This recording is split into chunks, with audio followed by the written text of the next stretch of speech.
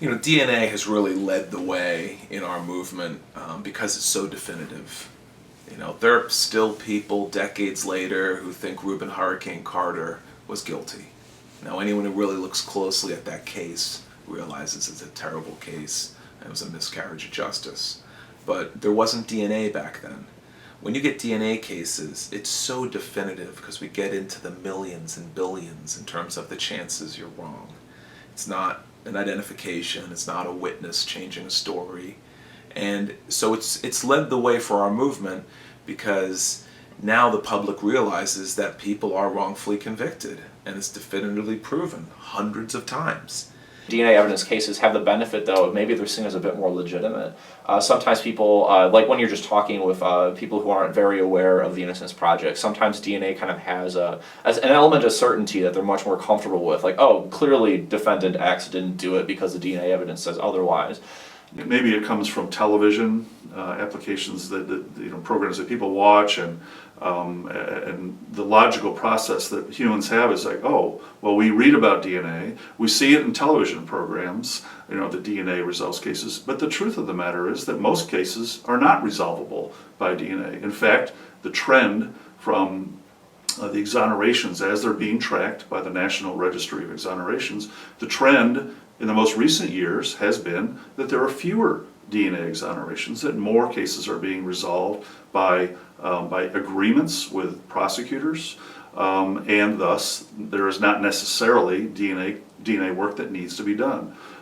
Most crime scenes do not yield evidence which is capable of being DNA tested for whatever reason. The number that we continue to see is about 10%, which is, I think, by most people's estimations, shockingly low. And we ask people at presentations or in classes or otherwise, what's your guess as to how many cases might have DNA evidence available to test? And the numbers that they say, that they guess, are really high, 70%, 80%, something like that.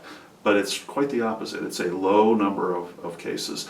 Although, as technology continues to develop with the concepts of touch DNA or low copy DNA, I would imagine that number of 10% will increase, but only time will tell with that.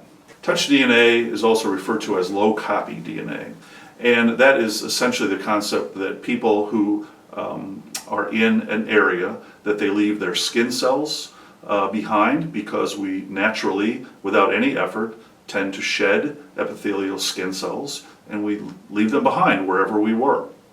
So the skin cells themselves can be tested for DNA of the person who left them there. And it's really a remarkable thing. When DNA, I remember the early days of DNA, and if someone had told us non-scientist lawyers that this was going to be possible, it would have been, just very difficult to imagine.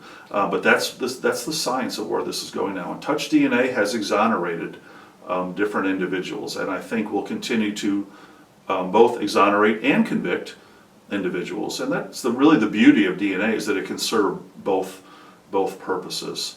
So we're optimistic about our ability to continue to use Touch DNA technology, and it really is. They're looking for with Touch DNA. They're looking for the same profile as in a blood case or a semen case or saliva or some other kind of traditional DNA testing from bodily fluids.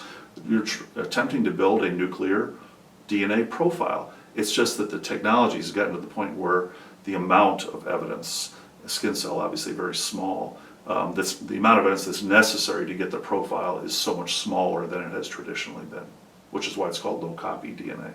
And sometimes DNA evidence isn't preserved properly, or it got lost in the shuffle, or there's any number of things that can make getting DNA evidence incredibly tedious, maybe is the word, and that can be extremely difficult. Unfortunately, it's a small percentage of cases where DNA does exist. A lot of times the evidence is either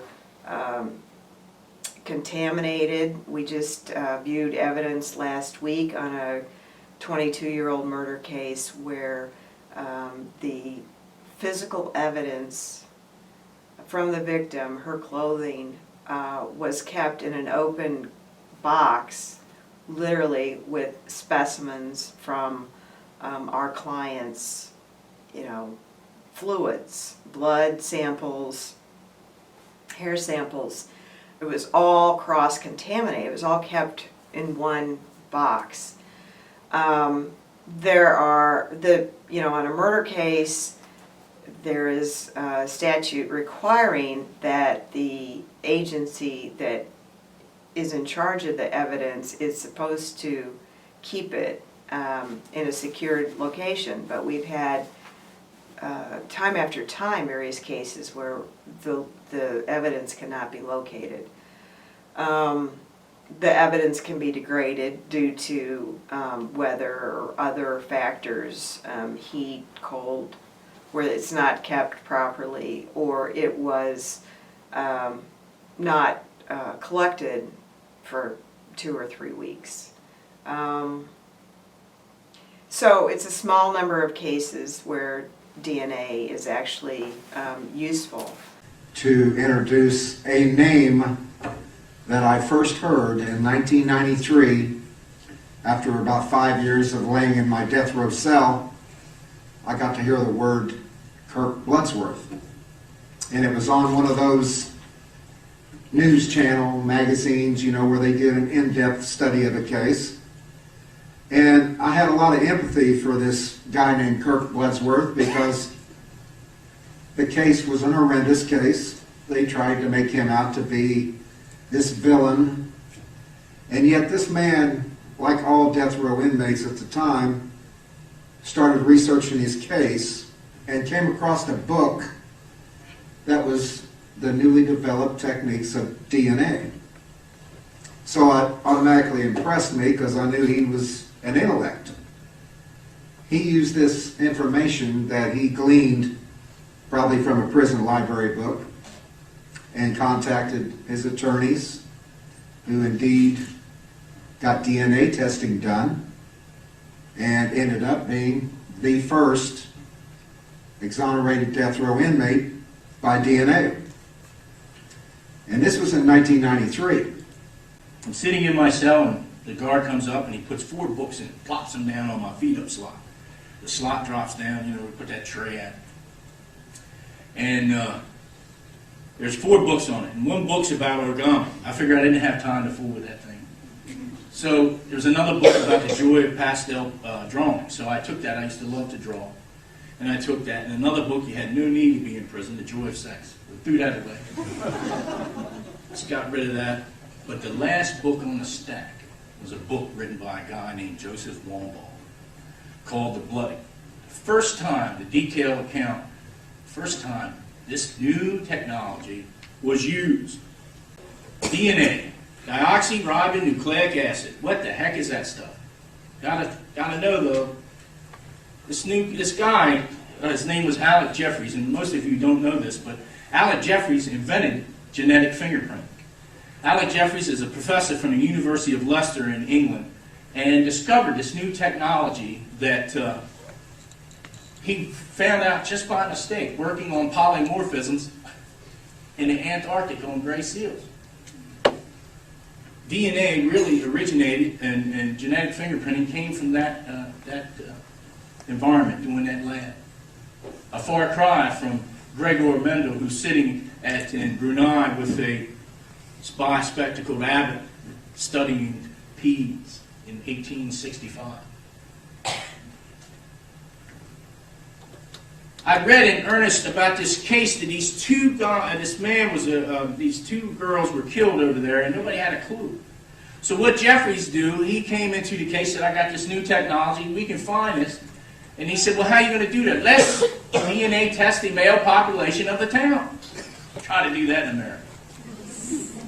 But they did. They all agreed to it. Let's DNA test everybody. 5,000 men, by the way, between the ages of 30 and 40 years old. They DNA tested the entire male population, and after all the test results were submitted and tested, and they came back, guess what? They came back a blank.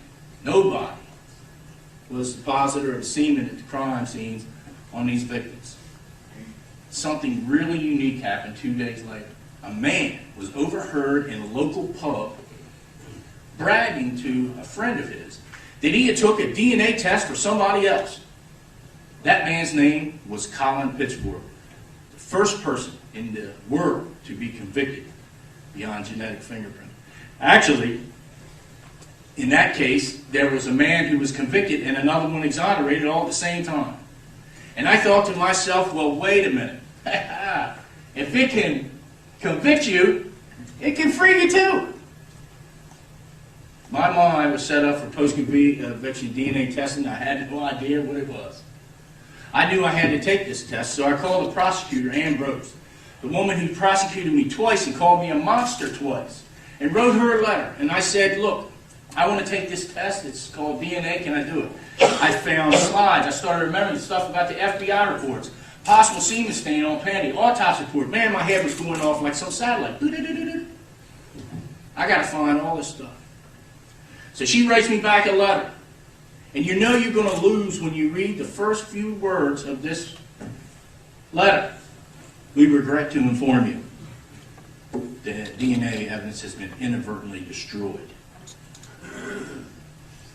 I panicked for about 5 minutes, and something just wasn't right about this case, like every daggone thing else wasn't right about this case. And I called Bob Moore, who's a judge now in Washington, D.C., and I said, Bob, you got to go back and look for this evidence. Kirk, I've been there 3 times. I said, Bob, if you don't go back, I'm going to call you 20 times a day. And I did. He finally got the hint. Went back to the Towson courthouse. Went to the evidence room where the evidence was supposed to be. Wasn't there. So he was going through the hallway and happened to pass my second trial judge's court clerk. And said, Bob, what are you doing here? He said, well, I'm here to look for the Bloodsworth evidence in the Dawn Hamilton murder case. He said, man, I know where that is. It's in the judge's chambers, in a paper bag, in a cardboard box, in the floor. A person's innocence should not be handed to him by the virtue of a treasure hunt. And that's where the slides were, the swabbings, everything. The stick, all the stuff in Dawn Hamilton's murder case. My story is not unique.